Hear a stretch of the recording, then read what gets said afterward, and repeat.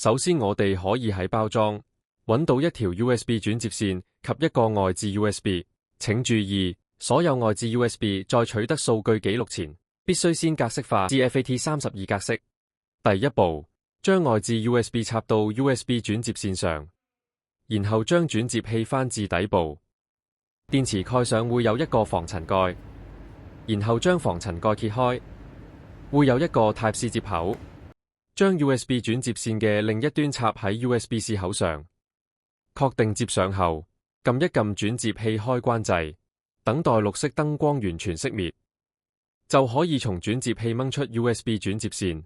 然後預備一部具 Type-C 充電口嘅電話，將 USB 轉接線插喺電話充電口上，開啟外置 USB 儲存空間，選取呢兩個檔案，